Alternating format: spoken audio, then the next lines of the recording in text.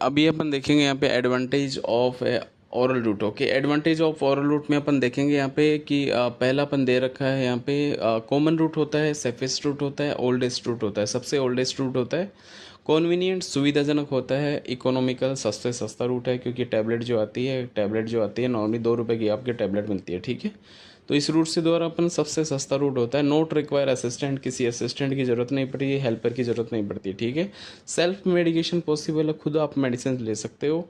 Non invasive का मतलब है ये आक्रामक नहीं है, आपके लिए हार्मफुल नहीं है। ओके, एंड देन यहाँ पे sterilise medication not require. Okay, यहाँ पे कोई मेडिसिन का स्टरलाइजेशन आपको यहाँ पे रिक्वायर नहीं है।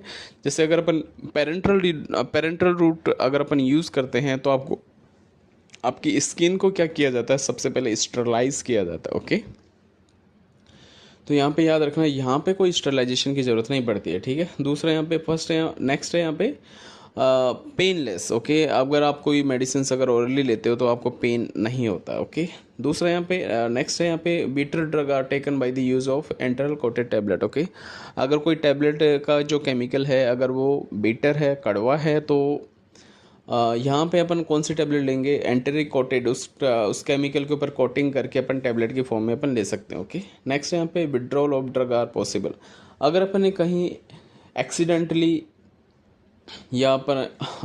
अगर अपन ने कोई मेडिसिन अगर अपन ने रॉन्ग मेडिसिन ले ली है, ओके, तो यहाँ पे याद रखना कि अपन उस जो ओरल रूट से अगर अपन कोई मेडिसिन ले रहे हैं तो उसका विड्रॉल अपन कर सकते हैं, वॉमिटिंग करवा के, गैस्ट्रिक लावेज करवा के।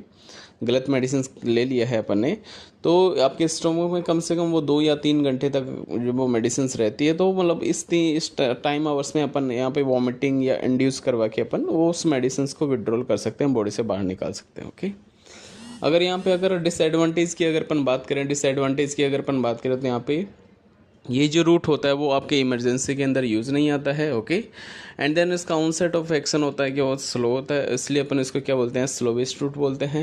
एंड देन जिस पेशेंट के अंदर रिकरेंट वॉमिटिंग होती है उस पेशेंट के अंदर ये वाला रूट यूज़ नहीं कर सकते जिसमें बार बार वॉमिटिंग होती है। ओके, तो बार बार वॉमिटिंग होगी तो वैसे पूरी मेडिसिन बाहर आ जाएगी, तो अपन ये बार बार अपन मेडिसिन भी वेस्ट है और ये रूट भी अपना क्या है, वेस्ट है। ओके, देन यहाँ पे अनकॉन्शियस, जो पेशेंट बेहोश हो चुका है, अनकोऑपरेटिव, जिसको अपन कोऑपरेट नहीं कर सकता, जो कोऑपरेट नहीं कर रहा है, साइको पेशेंट होता है। ठीक है, ओके, तो उस पेशेंट को अपन ओरल रूट से मेडिसिन नहीं दे सकते। कुछ मेडिसिन क्या होते हैं, आपके डाइजेस्टिव जूस जो गैस्ट्रिक एसिड्स है उससे क्या हो जाती हैं, डिस्ट्रॉय हो जाती हैं, तो इस रूट के द्वारा अपन कुछ मेडिसिन यहाँ पे डिस्ट्रॉय हो जाती हैं, मेटाबोलाइज हो जाती हैं।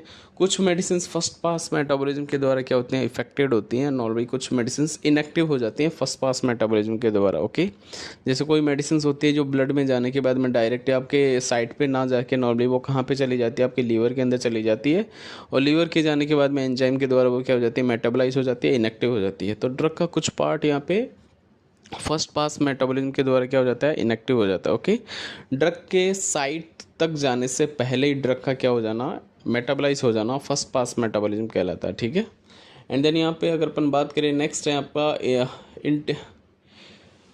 Irritation drugs not given. Okay, अगर इरिटेशन ड्रग अगर अपन देंगे तो यहाँ पे वो नूजिया वॉमिटिंग होने के चांसेस हो सकते हैं। ठीक है, नेक्स्ट है यहाँ पे बायो अवेलेबिलिटी और नॉट 100%। ड्रग की जो बायो अवेलेबिलिटी होगी, केमिकल की जो बायो अवेलेबिलिटी होगी वो क्या होगी, 100% नहीं होती है। ओके, क्योंकि जैसे अगर अपन ड्रग्स अगर यहाँ पे ओरल रूट से देते हैं तो कुछ मेडिसिन आपके स्टमक में गैस्ट्रिक जूस से मेटाबोलाइज हो जाते हैं, कुछ यहाँ पे इंटेस्टाइनल के अंदर मेटाबोलाइज हो जाती है। ओके, तो यहाँ पे कुछ जो मेडिसिन है वो आपके बायो अवेलेबिलिटी 100% नहीं होती है।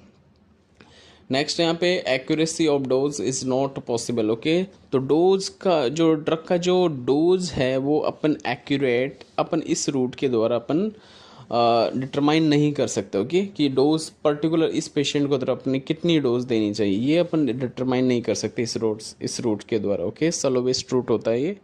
तो आई होप आपको यहाँ पे क्लैरिटी बहुत कुछ मिली होगी। Thank you.